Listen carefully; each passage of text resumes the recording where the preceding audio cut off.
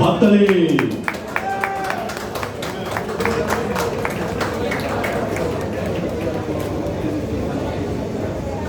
এবার আবারও Dipa Khandakar.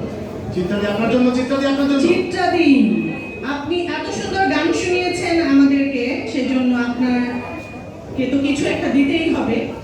Actress TV বাংলাদেশের পক্ষ থেকে ফুলের শুভেচ্ছা। চিত্রাদি, এবার চান আগে এসেছেন, গান গিয়েছেন, চলে গেছেন, ফুল দিচ্ছেন, চলে যাচ্ছেন, এবার একটু ভালো বলবেন। কি কথা বলবো? না, ভূমিকাকেও বলতে হবে কিছু। ভূমিকাই বলবে। আমি পুরস্কার দিতে পেরে খুশি হয়েছি। আমি এটা দিতে পেরে খুশি হয়েছি। আমাদের এই অভিনয় শিল্পী সংঘ অ্যাক্টর্স কমিটি, এটা যখন থেকে প্রতিষ্ঠিত হয় সেই সময় থেকে আমি এর সদস্য।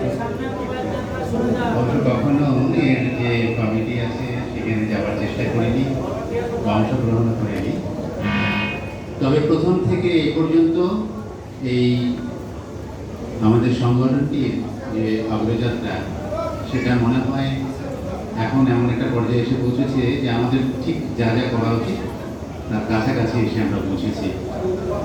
এটা বিগত করোনার সময়ে একটি ভালো সংবাদ শুনলাম যে একটি স্থায়ী ঠিকানা আমাদের পাওয়া গিয়েছে, আর সেই সঙ্গে বিশাল প্রাপ্তি। আমি ধন্যবাদ এবং কৃতজ্ঞতা জানাই আজ এখানে যারা উপস্থিত আছেন এবং যারা এই সংগঠনের সাথে জড়িত, আমার জন্যে দোয়া এবং আশীর্বাদ রাখবেন। ধন্যবাদ সবাইকে। ধন্যবাদ এবং শুভকামনা। অনেক অনেক ধন্যবাদের জন্য। এবার আমরা দীপু ইমাম, দীপু ভাই, দীপু ইমাম জাতীয় চলচ্চিত্র পুরস্কার 2022।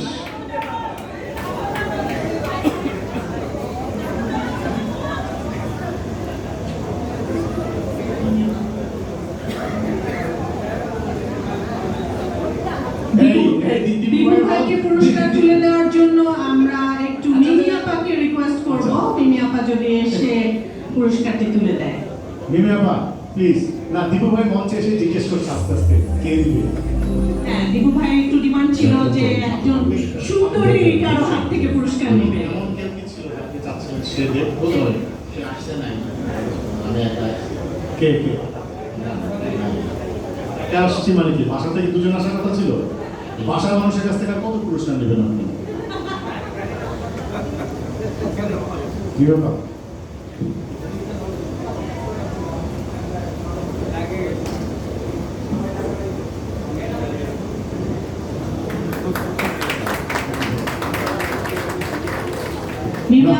মিমি আপা যাবেন না, মিমি আপার জন্য একটু ফুলের শুভেচ্ছা। না, এইবারে সুযোগটা ছাড়বো না। এইবার আর দীপাকে দিতে দেবো না ফুলটা, আমি নিজেই দেবো। ঠিক আছে, সুযোগ দেওয়া মিমি আপা, I love you. I love you too. সভাপতি বন্ধুবর নাসিম, সাধারণ সম্পাদক রনক, নির্বাহী পরিষদের সকল সদস্য এবং সাধারণ পরিষদের সকল সদস্যকে আসলে আমার খুব ভালো লাগছে যে মিমি আমার কাছ থেকে পুরস্কারটা নিলাম। কেন? কারণ সে এই বছর পুরস্কার পেয়েছে, আমরা একসাথে পুরস্কার পেয়েছি। ভীষণ ভীষণ ভালো লাগছে। আমি খুব গর্বিত, ভীষণ গর্বিত, আসলেই গর্বিত। ধন্যবাদ অ্যাক্টর্স সিকিউরিটিকে, ধন্যবাদ শাহাদাত, ধন্যবাদ দীপক। আপনাকে অনেক ধন্যবাদ। এবার কথা বলবেন, বক্তব্য রাখবেন, শুভেচ্ছা বক্তব্য দেবেন মিমি আপা।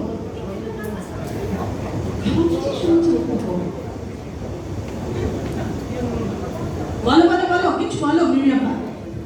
শুভেচ্ছা। বক্তব্য আকারে দিলাম। একটা শুভেচ্ছা দিয়েছেন, যে হাসি বক্তব্য দিয়েছ আকারে। তাতেই চলবে। এবার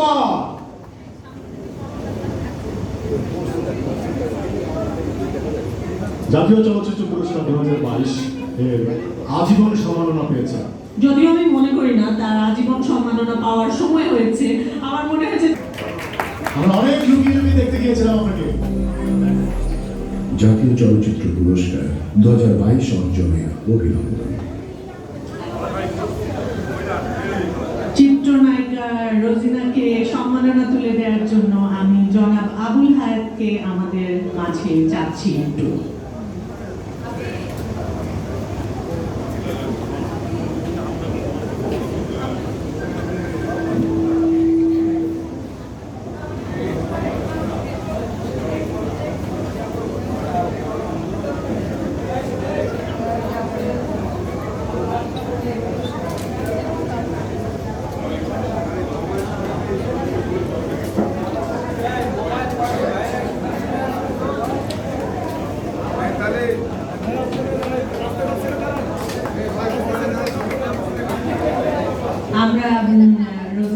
থেকে কিছু শুনতে চাই।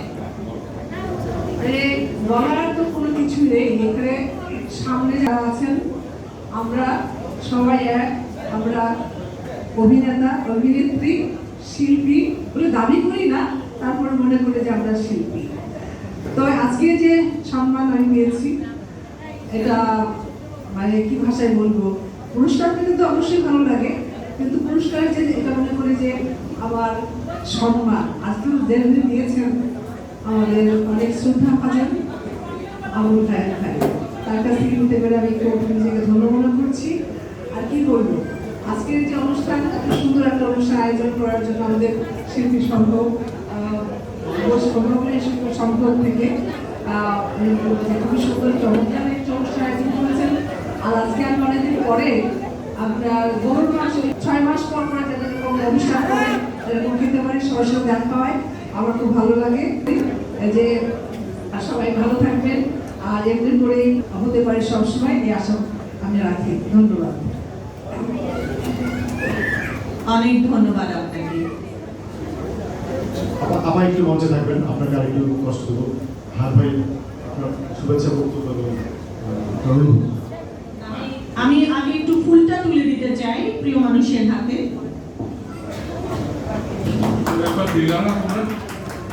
সারা জীবন খালি ফুলই দিতে চাই, একবার কেন বারবার দিতে চাই, একটু পরপরই দিতে চাই। ধন্যবাদ আমাকে এখানে আমন্ত্রণ জানানোর জন্য, ধন্যবাদ। এবং একজন খুব নামি দামি এবং ধনী শিল্পীকে পুরস্কারটা তুলে দেওয়ার জন্য আমি নিজে গৌরব করছি। ভারত ভাই আমাকে খুব লজ্জিত করছেন, কিন্তু না না না, আপনি এমন একজন পুরুষ শিল্পী, এটা ভাষায় বর্ণনা করার মতো না। এটা আমি সত্যি লজ্জিত আপনার কাছে যে আমার এমন কোনো শিল্পত্ব কোনো কিছু নাই, চেষ্টা করছি শেখার জন্য। যাই হোক, এখন দুজন যদি বলতে থাকি সকাল হয়ে যাবে। তো আমার কিছু বলতে বলেছে, এটা ধরো বেশি কিছু না, সামান্য বলবো। প্রথমত হলো আজকের দিনটা খুব ভালো, অনুষ্ঠানটা সুন্দর হয়েছে, কোনোদিন গোমাংস খাই না, খেয়েছি। সবচেয়ে বড় খবর হলো যে আমাদের মাথার উপরে একটা ছাদ হয়েছে, এই খবরটা পেয়েছি, এদের কাজ করবে। আমি বলবো যে দিনের উন্নতি হয়েছে এবং ভবিষ্যতে তারা আরো কাজ করবে। কিছু বলার নেই আসলে। আমি একটা ছোট্ট গল্প বলে গল্পটা হলো না, কথা গল্প আমি বলি না, অনেকে আগে ভয় পেয়ে যায় ওই বসে। মানে আদি রসরা এখন গল্প হয় না, কি বলে গল্পটা খুব সামান্য।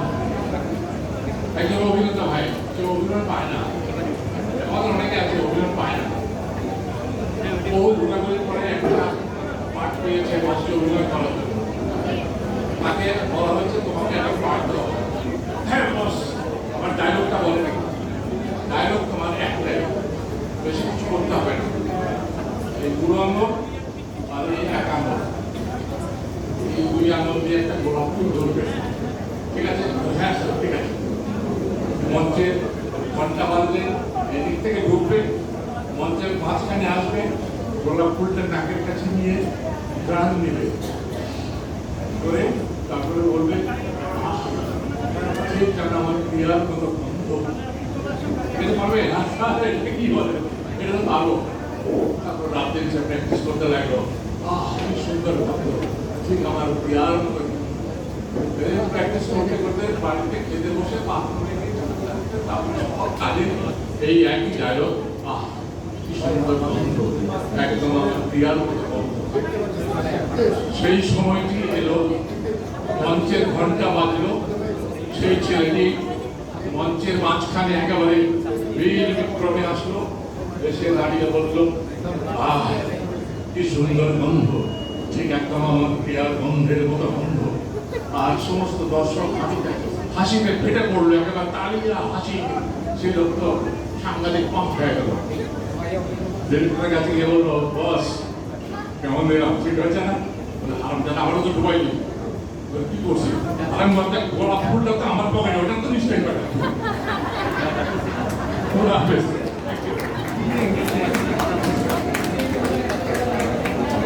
ধন্যবাদ হায়াত ভাই। রোজিনা আমাকে আরেকটু প্রয়োজন হবে আমাদের। ছবি তুলেন। হাফিজ আক্তার, অতিরিক্ত পুলিশ কমিশনার, JVP, প্লিজ মঞ্চে আসবেন। যাকে